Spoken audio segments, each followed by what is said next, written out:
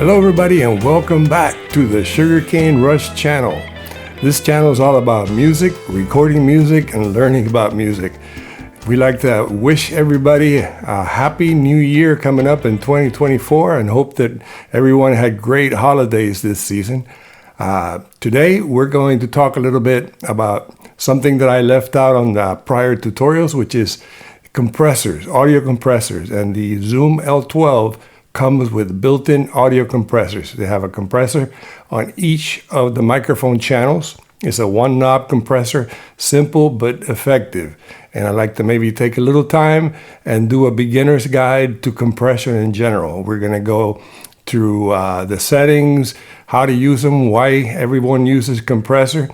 And we hope that after going through this, if you hadn't used compressors before, that you feel like you can have a little confidence to start using and maybe improve your recordings, your live recordings, as well as your recording for your demos or your record. So hang in there. We hope you enjoy it. I'll try to make it brief, but it is kind of complicated. There's a lot of settings and a lot of things to talk about. So bear with me, and I hope you enjoy this. Let's get to it. All right, so what is a compressor? Well, an audio compressor is a device that reduces the dynamic range of an audio signal. It does this by making the loud parts quieter and the quiet parts louder. So it takes the peaks, brings them down, and then it allows you to bring the softer parts coming back up. All right, and that helps in the mix. The compressor that comes with the L-12 is a fixed setting compressor. And it took me a while to find out, but I found out the settings, and the settings are: the threshold is minus 18 dBFS. It has a ratio of 3.0 to 1, an attack of 0.1 millisecond, release of 50 milliseconds, knee setting soft, and it has an adjustable comp knob. That one knob that's under each of the gain buttons in your channels adjust how much compression you're using for that particular channel. And we'll talk about that once we go over what these things mean, what a ratio, attack, release, and all that means. And this could be very useful. And you'll see as we go along that it could help. It could also, you have to be careful how you use the compression, okay? So let's get into the details, okay? And there's a lot of details. These compressors are complicated. They have a lot of settings, but once you get into it, it's not as hard as it seems. And I have a tip that I can give you how I learned a lot of this stuff is some of these compressors that come with your digital recording software, you have plugins, and these plugins come with presets. So one thing to do is load up a preset that, let's say for a vocal, and then take a look at the settings, see what the settings are that they suggest, and that's your starting point. From there you can tweak it. You can do the same thing, load up a snare, the compression for a snare, and then take a look at the all the settings, and from there you can start getting a little experience as to how it is, and you check it out, you test it, and the bottom line is your ear. So let's go into each one of the settings that you can change on the compressor, and I'll give you the definition and maybe talk a little bit about each one briefly so you can get an idea. All right, so the first one we're going to talk about is the threshold. Now, the threshold is the level of loudness that triggers the compressor to start working. Okay, when the sound is below the threshold, and this is a place where you tell the compressor to start working, there's a level. When it's below that, the compressor does nothing. It doesn't work. But when the sound is above the threshold that you give it, then the compressor is going to work the volume. It's going to reduce the volume by the ratio that you give it. We'll talk about ratio in a minute. So basically a threshold is like where you decide that you don't want the sound going up past that because you're don't want to overload the preamp, don't want to overload the mix. So you figure out which is your setting, set the thresholds. They're usually set up like a fader. In the case of the one that comes with the board, it's set fixed setting is minus 18 dBFS. That's a minus 18. Now, you can change that, not on the one on the board, but if you're working on a regular compressor on your DAW, you can change it. You can tell it to start working sooner, or you can tell it start working later, depending upon the kind of signal that you're going to be working with. So that's what the threshold is. A threshold is the line where you just want to start affecting the sound, and that's called threshold. And it's controlled by the ratio. Now, the ratio is a control that sets how much compression is applied to an audio signal that exceeds the threshold, the point where you wanted to start bringing down the volume. And as an example, the ratio of 4:1 means that for every 4 decibels that goes past the threshold, it will be reduced down to 1. Now, you can't get confused with the ratio and think that if you do for every 4, it reduces 1, for every... no. When it's 4:1, once it goes to the 4, it will be reduced, totally reduced to just 1 decibel. All right? So a higher ratio means more compression, and a lower ratio means less compression. For certain instruments, instead of using 4:1, you might use 3:1. The one that comes with the board has a ratio of 3:1. So if you tell it to go minus 18 dBF,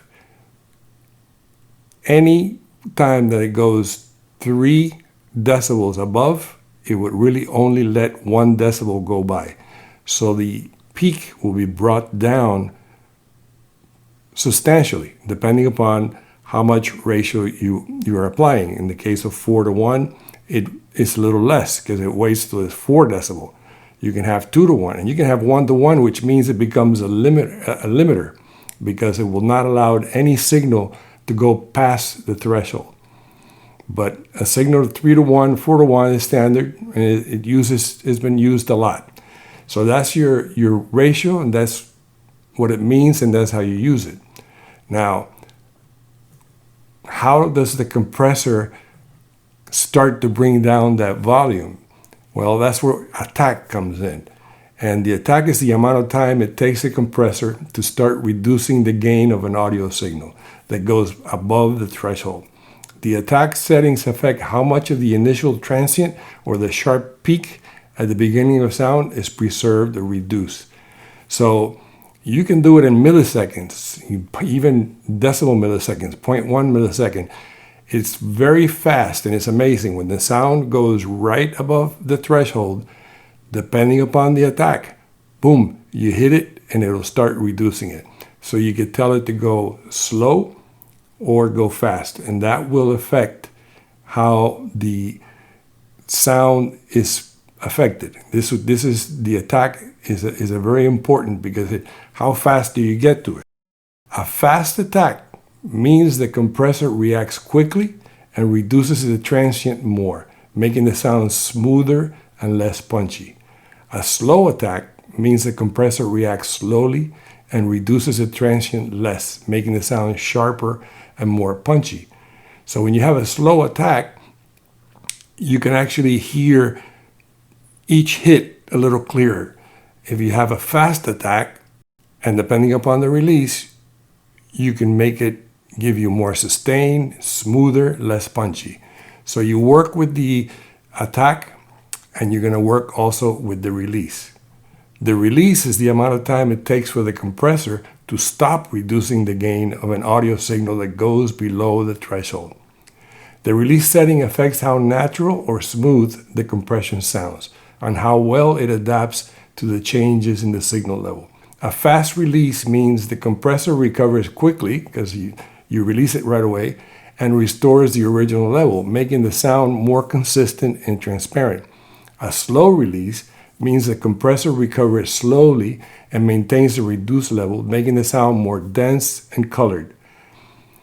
So, like I said, you experiment with these things. You get your presets that come with some of the compressors that come with your DAW, and you check out how they use for different instruments, how they use the attack and release, And then also you figure out using your ear how it affects the track that you want to affect. So you listen to see what the effect is, what it did, and then you can copy and you can start jotting down your settings, and you know more or less what you want. Plus you can read up on it. There's a lot of information out on the net.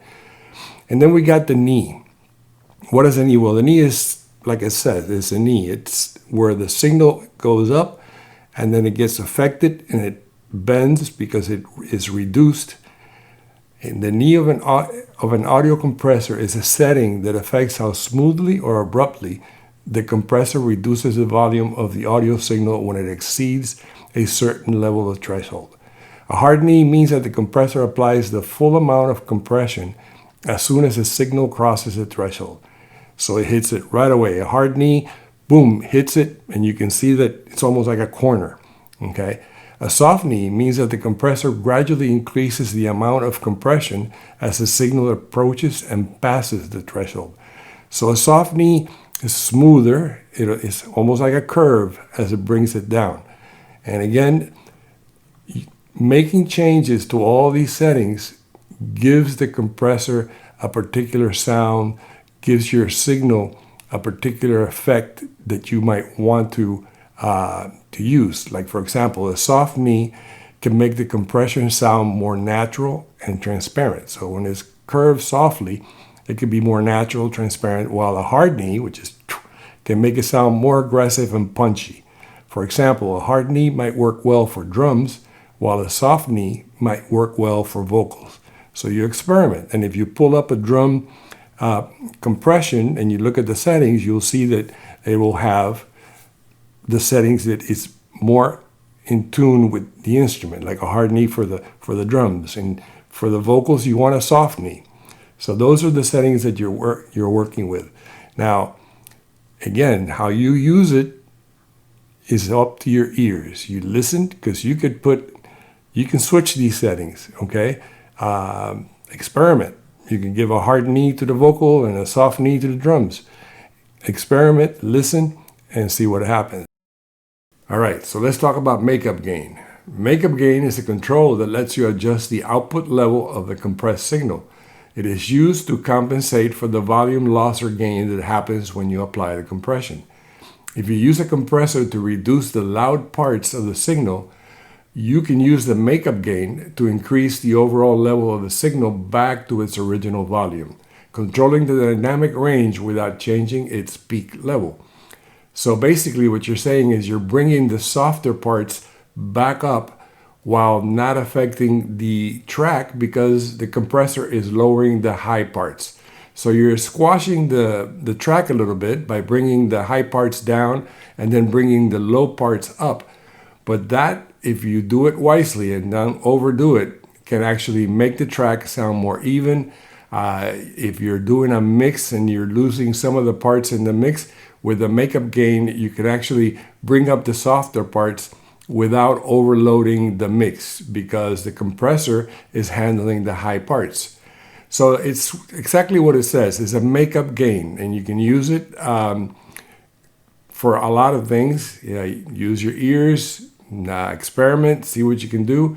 I was going to tell you a little example. If you're recording drums and you don't have a compressor, and the drums has that backbeat, pa, that's loud, and it's too loud for your mix, so you don't have a compressor, so you take your fader and you bring down the track just so the high parts don't overload your track. But what happens when you do that, you're also lowering the softer parts of the track, so you might lose them. The advantage of the compressor is that it'll lower your high parts, but then you can make up the gain and bring up the low parts. So there you have it. Compressor is a complicated device, very useful. You have to be careful because it affects the dynamic range of the music. People tend to overuse it. If you overuse the compressor, then the music will sound like some of those streaming pop Taylor Swift songs, or that is overcompressed. Everything is at the same level. There's very little dynamic range. So use it carefully, and I hope that this little explanation can help you. Remember, you have a compressor in your Zoom Livetrak L-12 board that you can use. And remember also to use it when you transfer your stuff to your DAW. Your plugins, you have plenty of plugins that have compressors, and they have presets, so you can start off that way, experiment, and see what happens. Well, I think that's it. I hope this presentation is useful to you. I like to thank all the new subscribers that are coming into our channels, and really thank you from the bottom of my heart for you guys listening to the stuff and commenting. The very nice comments I've been getting. I hope to do more. It's fun. So look for it. Subscribe to the channel.